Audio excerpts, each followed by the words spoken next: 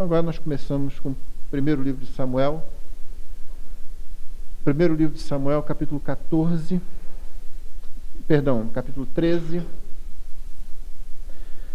verso 19, aonde uma pequena digressão é anotada naquele momento em que Saul está à volta com os filisteus.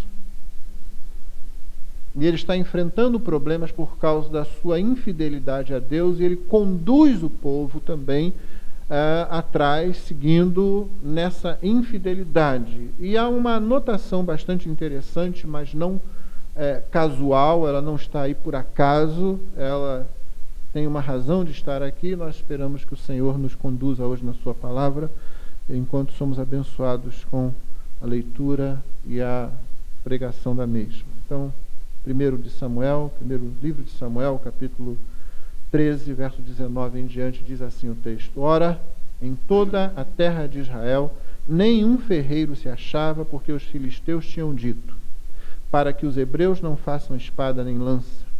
Pelo que todo Israel tinha de descer aos filisteus para amolar a relha do seu arado, e a sua enxada, e o seu machado, e a sua foice.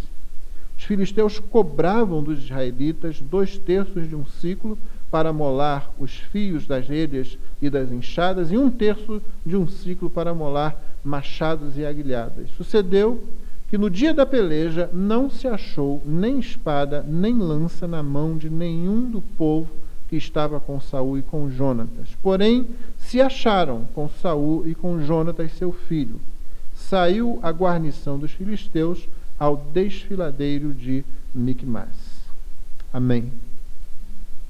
Evidentemente, eu posso usar esse texto nessa noite para falar sobre algum tipo de batalha espiritual ou, quem sabe, santificação, e dizer para você a importância de nós estarmos prontos quando a batalha acontecer, e aquilo que tira de nós a nossa prontidão, a nossa capacidade de ação e reação no momento da batalha, e depois tentar uma aplicação a respeito do que o texto estaria dizendo às nossas vidas, né? E se eu fosse muito fiel a esse tipo de evangelho, eu acabaria desembocando em como você pode lidar com os grandes problemas da sua vida, com todas as questões que afligem você, e etc. e tal. Eu quero dizer que isso também está aqui no texto, de alguma forma, embora não seja realmente a principal razão desse texto estar aqui.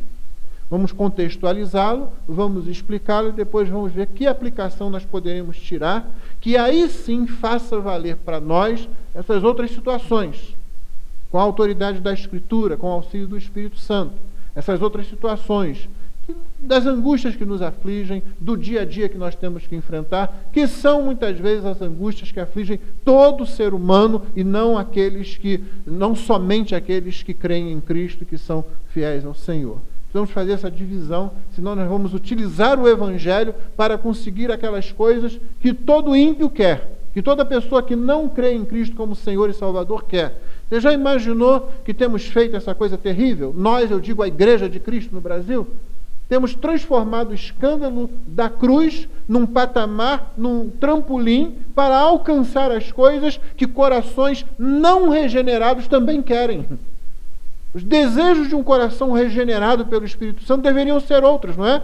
Deveriam ser mais elevados, deveriam ter a ver com a glória de Deus, com a edificação do corpo de Cristo, com a evangelização dos perdidos, dizendo-lhes de que eles estão numa posição perigosa, debaixo da ira de Deus, e que precisam se acertar com o seu Criador.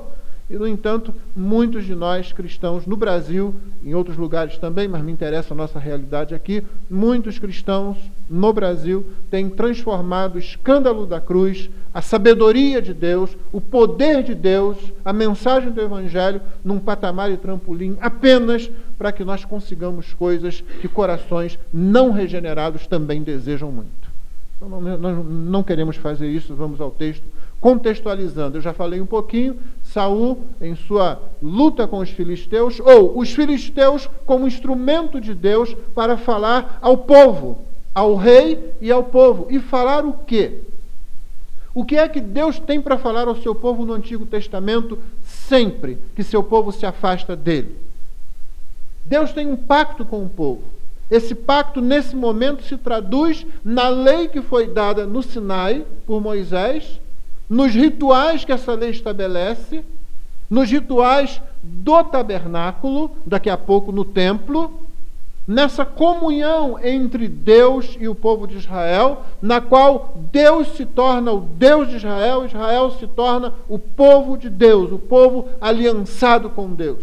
Esse povo está na terra, no meio de uma raça de pecadores. Esse povo, também pecador, é trazido e salvo pelo Senhor, trazido para perto do Senhor, do Criador, não porque esse povo tem alguma coisa de especial, mas porque Deus graciosamente o tira do Egito, o forma como nação e o traz para perto de si.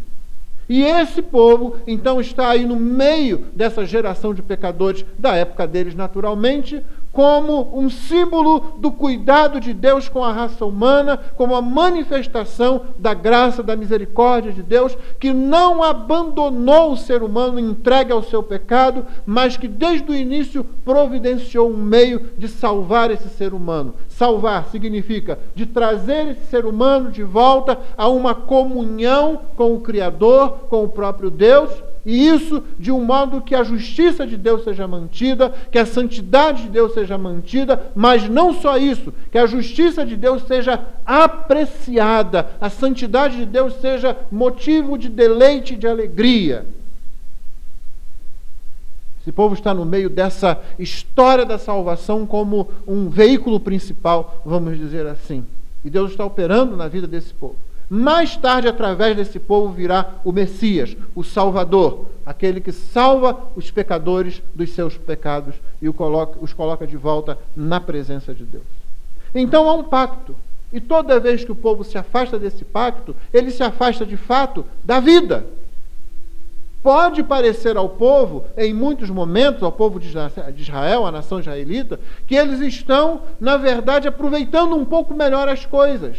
Talvez, nas vezes em que eles entraram em contato com os estranhos cultos que havia à sua volta, aonde sacrifícios humanos muitas vezes eram aceitáveis, aonde uma ordem imoral fazia parte de muitos rituais mesmo.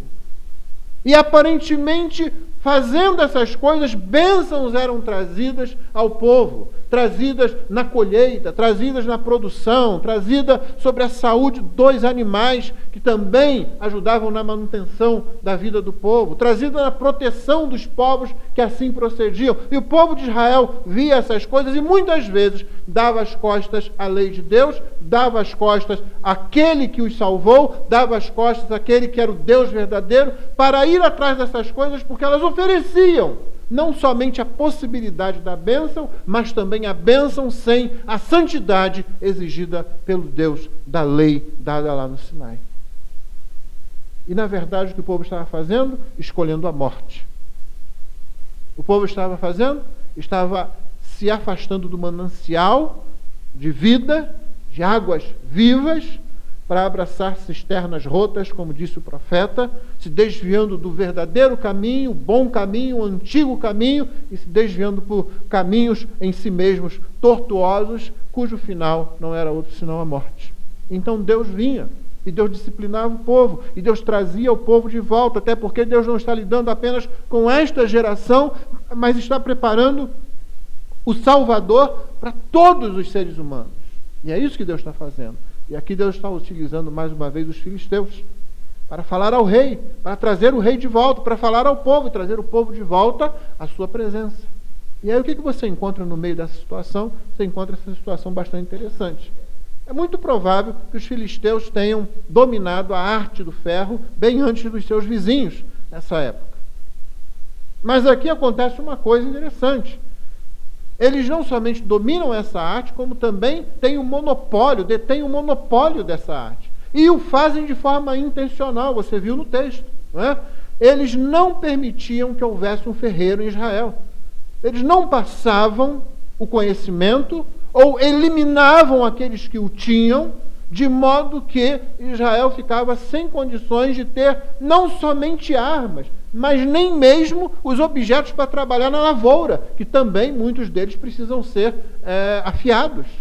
E essa é a condição na qual você encontra agora o povo da aliança, dependendo do inimigo para se sustentar, dependendo do inimigo para poder sobreviver. E você sabe que, em termos de nação, se uma nação depende, na sua sobrevivência, de outra nação, ela é literalmente uma colônia daquela nação.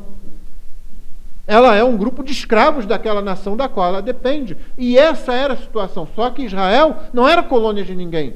Tinha um rei, tinha um reino, tinha um limite de território, tinha a possibilidade de produzir, só que agora o inimigo impôs uma condição que dificulta essa independência da produção de Israel.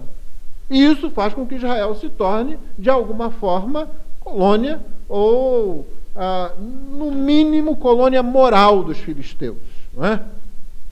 Financeira, econômica também, porque depende deles, e eles cobravam bem para fazer aquele trabalho de afiar os instrumentos, mas nem vem com a história de forjar uma espada, de afiar uma espada, preparar uma lança, porque isso não vai ter mesmo. Nós cobramos bem para afiar, para amolar aquilo de que vocês precisam para trabalhar. E pode ser que a gente precise daquilo que vocês plantam lá. Pode ser que a gente resolva tomar aquilo de vocês. E quando nós fizermos isso, o que nós estamos fazendo quando afiamos os instrumentos de vocês é investir naquilo que nós estamos querendo mais tarde tomar, e nós vamos querer oposição, nós vamos querer obstáculos. Por isso, espadas e lanças, não. Enxadas, foices, arados, sim. Que situação, né? Que situação muito conveniente e agradável para o inimigo, que situação vergonhosa para o povo da aliança. Por que isso?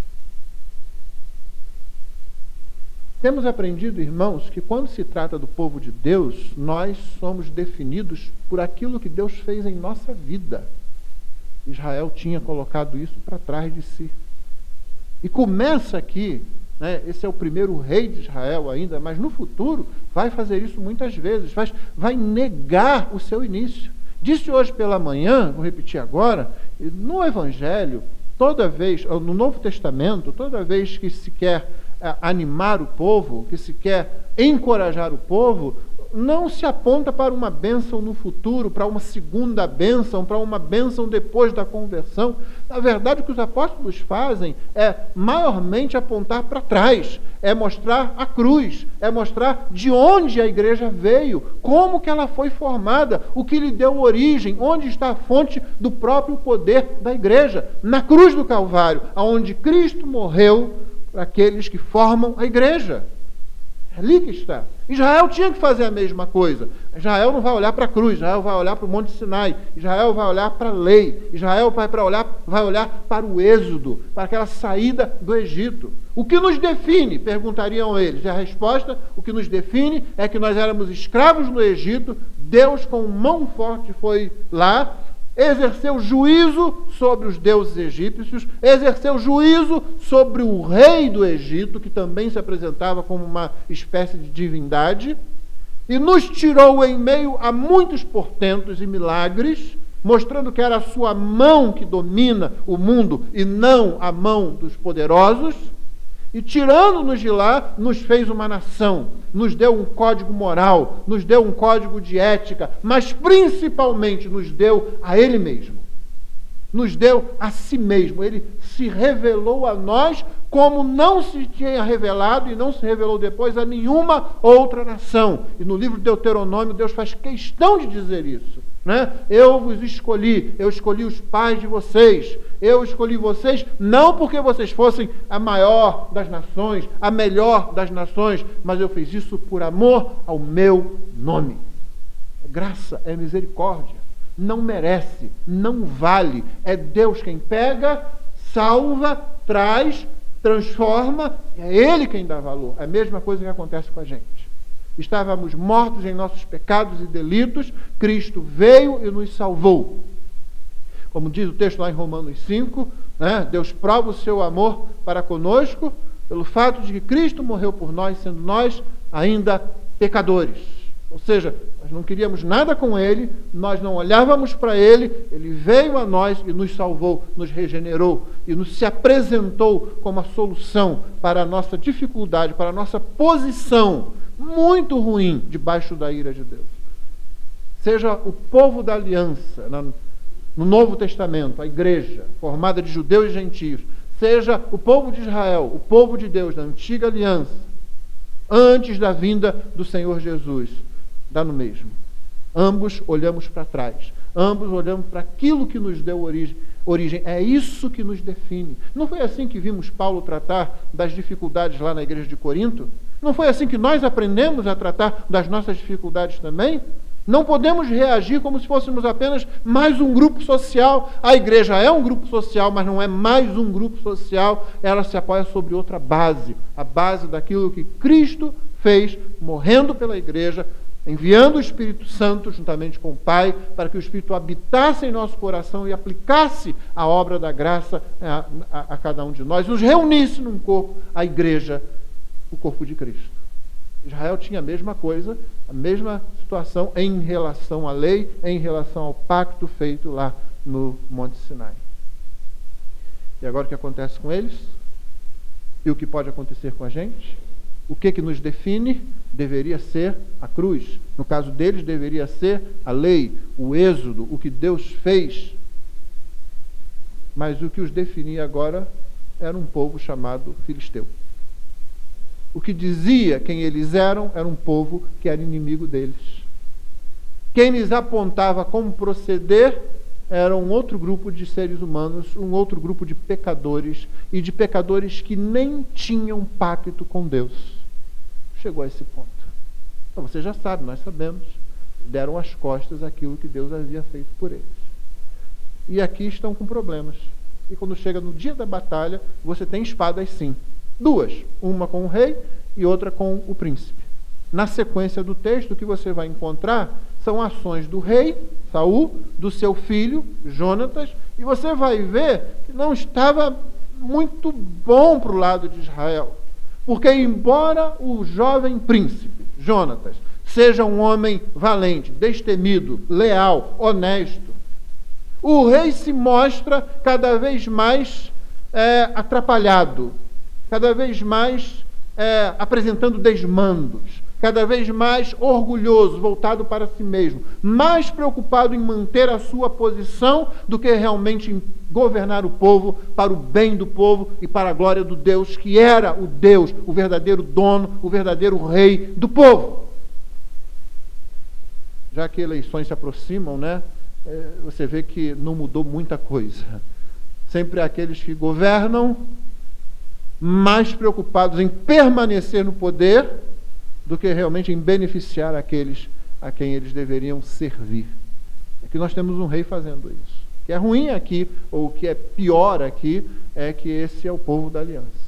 Então você tem essa situação. As duas espadas estão com aquele que detém o poder, mas que não tem se mostrado muito confiável e não tem agido corretamente com Deus, e a situação dele só vai piorar daqui em diante. E o outro que detém essa espada não é aquele que tem o poder, embora seja filho do rei, não é o rei, né? E que faz o que ele pode fazer, mas não é o suficiente para que Israel fique livre desse inimigo e volte a compreender-se como povo da aliança. Então o que você tem é essa figura estranha do povo da aliança, que serve ao Deus verdadeiro, e no entanto, como eles estão? Eles estão virtualmente escravizados, dependendo do outro povo. E com a gente, como é que acontece isso? O que nos define? Eles estão sofrendo angústia, eles estão sofrendo dor. Eles estão sofrendo aquelas aflições próprias de quem está no meio de uma guerra que anda assim, no vai e vem, ela acontece de forma intermitente, então de repente tem um ataque, tem uma batalha, de repente tem um momento de tranquilidade. Você pode inclusive pegar os seus aparelhos de trabalhar na agricultura e levar até o inimigo, meio sem graça, com bastante dinheiro, para que ele faça lá o trabalho de afiar aqueles instrumentos para você. E você vem, você trabalha, mas daqui a pouco o produto que você está fazendo pode ser levado para aqueles meios mesmos que providenciaram os instrumentos de trabalho para você. Essa é a situação estranha, essa é a situação difícil, essa é a situação quase que incompreensível do povo que é chamado pelo nome de Deus. Isso tem acontecido também com a igreja. Toda vez que a igreja se afasta do Evangelho, em cima do qual ela foi formada, que lhe deu identidade, que lhe deu caráter, isso também acontece com a igreja. É como se a igreja estivesse indo após falsos deuses. Talvez a expressão mais explícita disso, de você definir sua teologia, definir sua doutrina, definir a sua própria missão e a forma como essa missão é executada, se veja naquilo que muitas vezes se encontra por aí, quando demônios parecem estar dando instrução para a igreja. Você já viu isso? Faz-se uma entrevista com um suposto endemoniado, pergunta-se nome, endereço, CPF do demônio, não da pessoa que está ali, mas do demônio que está possuindo aquela pessoa. Procura-se área de atuação, região de atuação, procura-se códigos secretos de modo que se possa depois vencer. Parece realmente como se fosse uma batalha, uma guerra espiritual, nos termos de uma guerra física, né? Uma guerra na esfera terrestre. E aí, com esses dados em mãos, não tirados das Escrituras, não aprendidos nas Escrituras, mas nas entrevistas com os supostos demônios, que supostamente estariam dizendo a verdade só porque um grupo de pessoas falou o nome de Jesus quando fez uma pergunta a eles. Eu lembro lá daquele pessoal lá no livro de Atos, né? Um grupo de judeus, exorcistas, que foi resolver expulsar um demônio, só que dessa vez parece que o demônio era de verdade mesmo. Talvez estivessem acostumados com outra coisa. Agora eles encararam um sujeito que tinha realmente um demônio ali, morando nele, possuindo aquele corpo, aquela mente, e eles dizem: eu conjuro-te, em nome de Jesus. Olha, falou o nome de Jesus. Mas como o nome de Jesus ainda pode deixar faltar alguma coisa, para esse tipo de pessoa, para esse tipo de doutrina, para esse tipo de teologia, vamos adicionar o nome do apóstolo também. Então, conjuro-te em nome de Jesus a quem Paulo prega.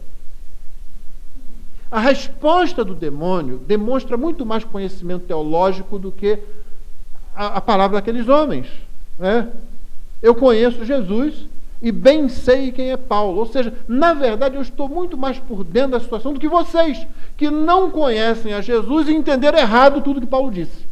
Porque se tivessem entendido corretamente, já tinham se arrependido dos pecados, se convertido, e então poderiam até ser usados por Deus. Mas se estão aqui nessa situação, vocês não conhecem Cristo, não sabem quem é Paulo, que eu conheço, que eu sei quem é. E diz o texto que, se apoderando deles, né, os dominou, pôde mais do que eles, acabou dominando alguns deles, os outros fugiram com as roupas rasgadas, batidos e etc. É isso que dá você se definir pelo inimigo, como uma parte da igreja tem feito hoje. Mas eu disse que esse talvez seja o quadro mais explícito, né? Antes de chegar nesse ponto, talvez nós, que temos uma sã doutrina, talvez estejamos também nos deixando dominar por conceitos que não sejam realmente bíblicos. E a principal causa disso é que nós mesmos não amamos a Bíblia como dizemos amar. Nós não a conhecemos, nós não a lemos, nós não nos armamos com ela. No dia da batalha, a gente tem o quê nas mãos? Talvez o inimigo, e aqui talvez nós temos que ver aquela tríade que forma o inimigo do crente, né? O inimigo é essa tríade, esse grupo aí, né? O pecado que habita em mim, Paulo às vezes chama isso de a carne, não é uma referência ao corpo físico, não, né? É uma referência à nossa condição de pecadores, ao pecado que habita em nós, né? Você tem o mundo, que é esse sistema. Não é o mundo como a criação, não é o mundo simplesmente como as coisas que existem no mundo, seja a cultura, a arte ou as outras coisas, mas aquilo que há no mundo que manifesta a queda. Você não lembra? Há a criação e sobre a criação incidem a queda e a redenção. Não é assim que temos aprendido? Então, aquilo que pertence à queda e que está no mundo, ou seja, aquilo que se utiliza das coisas da criação, e como disse um teólogo, Van Groningen, né, disse aquele reino do diabo é um reino parasita, se utiliza da criação, deturpa isso, usa isso inclusive contra os filhos de Deus, contra aqueles que creem em Deus, né? Utilizando-se das coisas do mundo. Então é disso que nós estamos falando, não da cultura que há no mundo, não das artes, não do entretenimento simplesmente, não das ciências, da tecnologia, enfim, da possibilidade social. Não estamos falando disso, isso só por si. Nós estamos falando da presença do pecado nessas coisas, inclusive o pecado nas estruturas do mundo, o pecado que está presente nas estruturas. E finalmente o terceiro inimigo dessa tríade, que é o próprio diabo. Então você tem a carne, o mundo e o diabo. Eles estão nos definindo, talvez estejam dizendo quem nós somos, o que nós podemos fazer e quando. Se nos afastamos da Escritura, acabamos aceitando a opinião de qualquer outra coisa fora da Escritura. Se olhamos para a Escritura, carregamos a Escritura debaixo do braço, mas não amamos a Deus a ponto de demonstrar isso no relacionamento com a palavra que Ele nos deu, podemos cair vítimas ainda de inimigos que se utilizam da Escritura. Você deve se lembrar que utilizar a palavra de Deus para tentar produzir a queda dos crentes é um instrumento que o diabo sabe usar desde o primeiro pecado, não é assim? Ele chega para Adão, para Eva, né? Comunicando-se com Eva ali, ele diz, é assim que Deus disse. Ele começa por fazer referência ao único material que ele tinha disponível. Deus havia dito alguma coisa. É assim que Deus disse. Aí ele cita com uma pequena deturpação, já consegue a atenção de Eva, já consegue o diálogo com ela, não é? E depois ele faz uma análise teológica daquilo, dizendo, certamente não morrereis. Certamente não é do jeito como está na Escritura. Certamente não é uma questão de que salvação, perdão dos pecados, afastamento e livramento da ira de Deus é o que importa.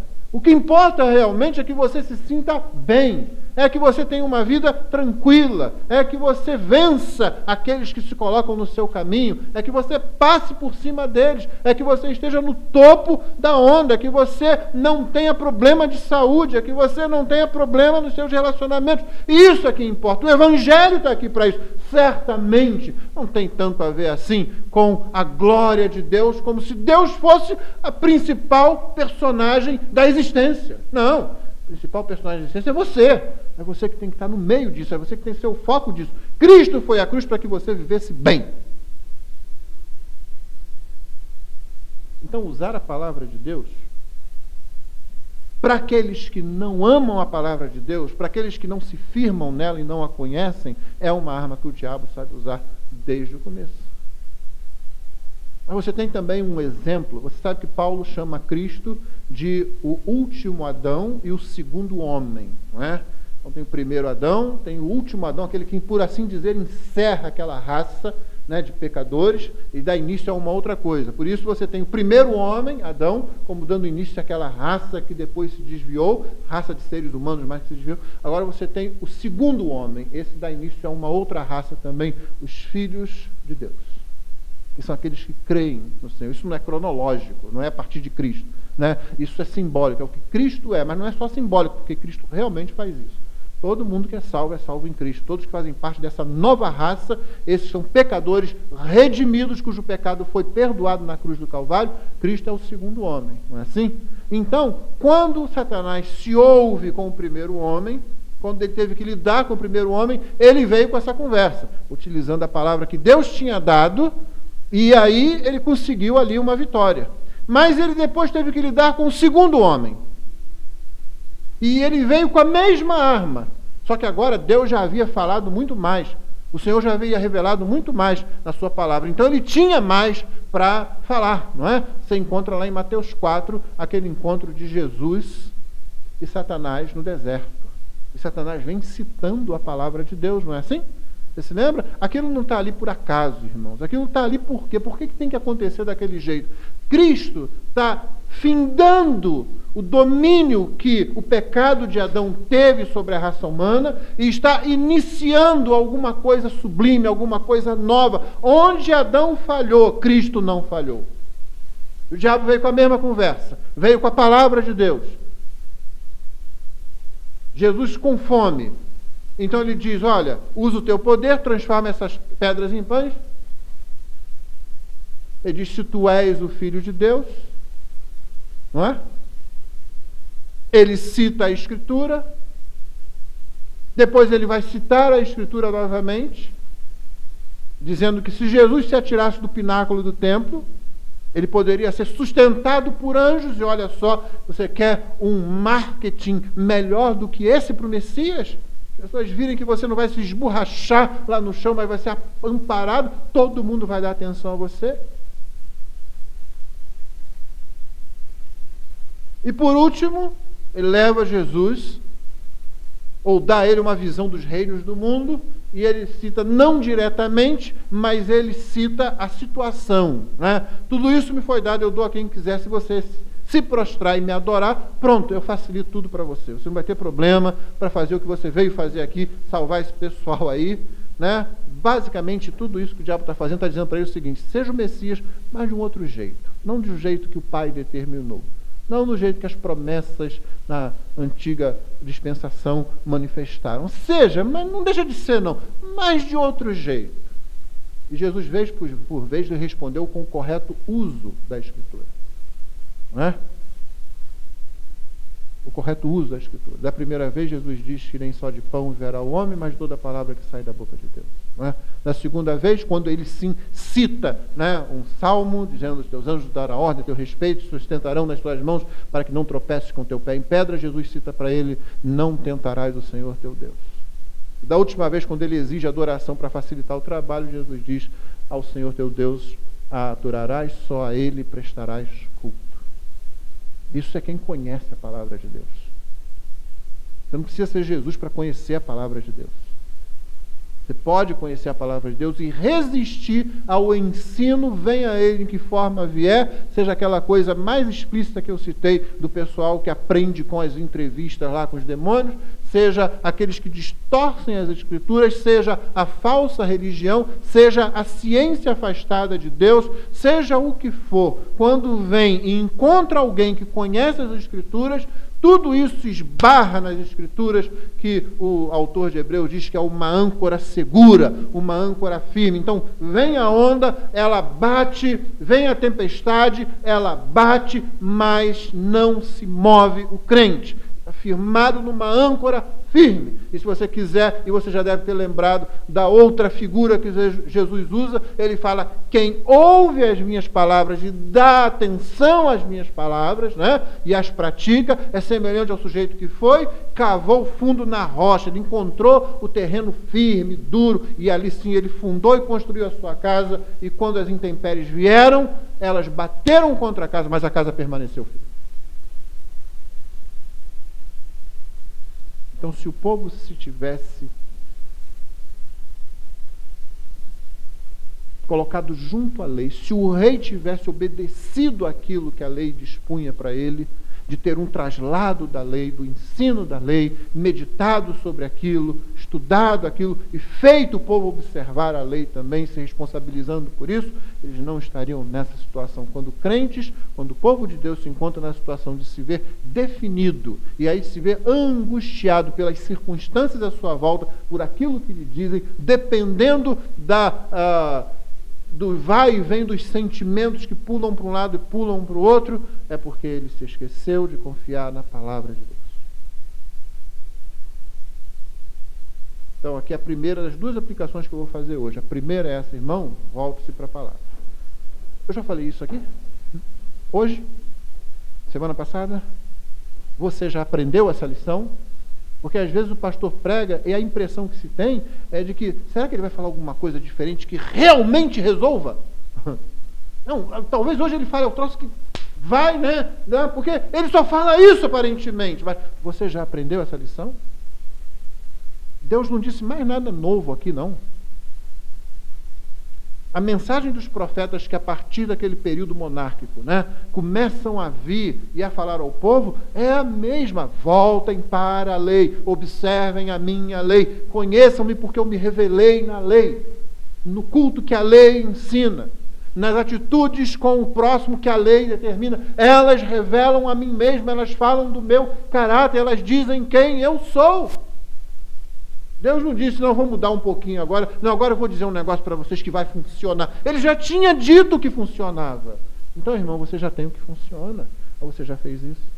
Está se apegando à palavra cada vez mais e mais. Conhece a palavra melhor hoje do que você conhecia antes. E não porque só ouve mensagem, mas porque você vai a ela, lê, medita, memoriza.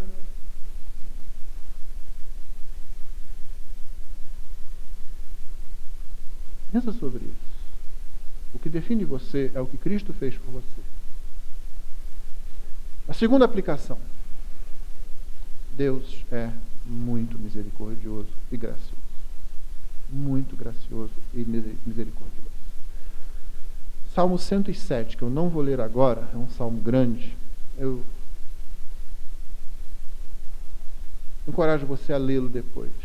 Ele apresenta inicialmente uma série de circunstâncias onde pessoas tiveram conhecimento de Deus, mas se afastam dele.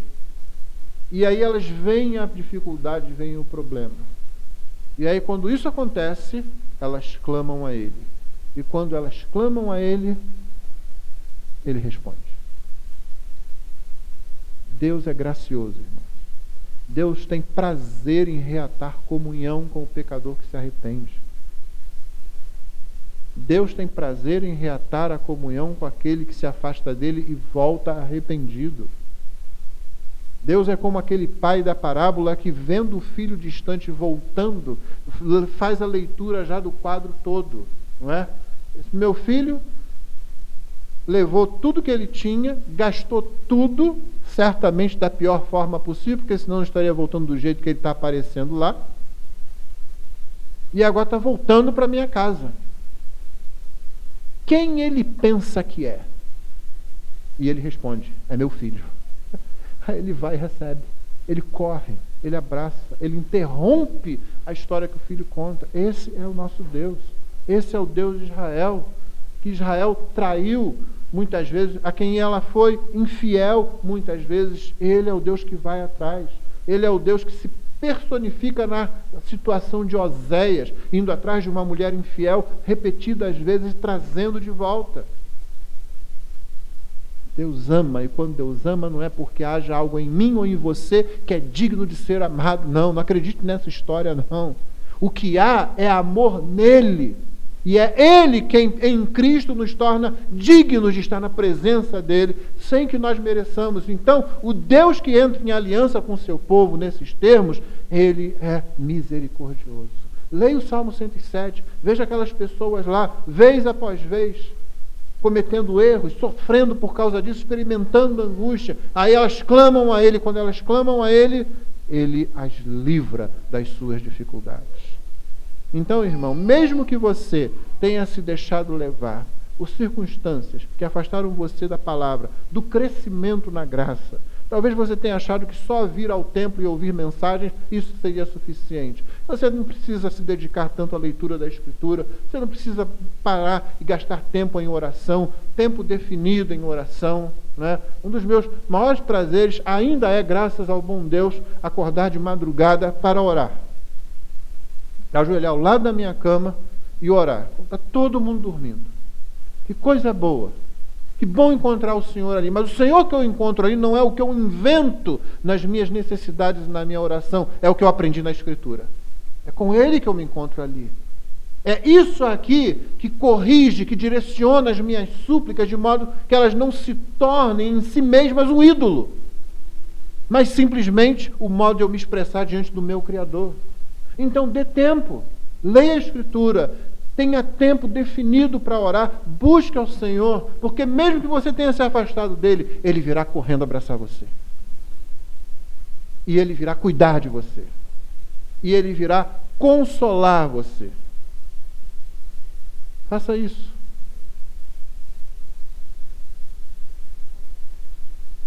Dê ao Senhor aquilo que ele é digno de receber, o lugar de primazia na minha vida e na sua vida. E aí você não vai precisar ser definido pelo inimigo, Você não vai precisar que o inimigo diga para você o que fazer e quando fazer e quanto isso vai custar. Aí você vai poder estar pronto. E mesmo que ele use a palavra de Deus, você vai saber encarar essa situação, vai saber responder àquela circunstância também. Então, aproxime-se de Deus. Peça perdão a Ele se você tem deixado passar o tempo em que você já deveria, como diz o autor de Hebreus, ser mestre, né? Eu devia ser mestre, eu devia ter deixado as coisas que são elementares para trás e crescido, e de repente tão preocupado em viver e esquece que viver é viver na presença de Deus. Viver fora da presença de Deus não é vida de forma alguma, porque mais cedo ou mais tarde a gente está diante do trono do Criador. Não é só por isso, não. Não é vida alguma realmente, porque não se experimenta o deleite de estar na presença do Criador novamente aqui. Deixa eu ir um pouco mais além. Enquanto você não estiver realmente experimentando deleite no Senhor, alegria nele, e não somente nas coisas que Ele dá, então você já está, por definição, encorajado a prosseguir e a buscar mais. Porque o que a palavra de Deus tem para nós é um Deus no qual nós podemos, de fato, nos alegrar e nos deleitar. Não só porque Ele nos dá coisas boas, mas em quaisquer situações. Não se deixe definir pelo inimigo.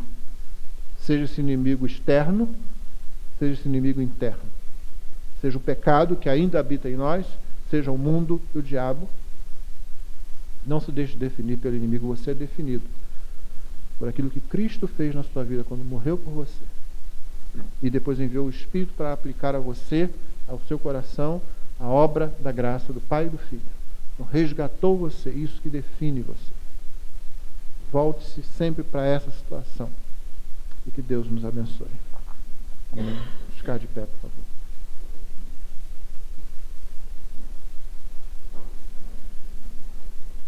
Temos mais um cântico. Pode.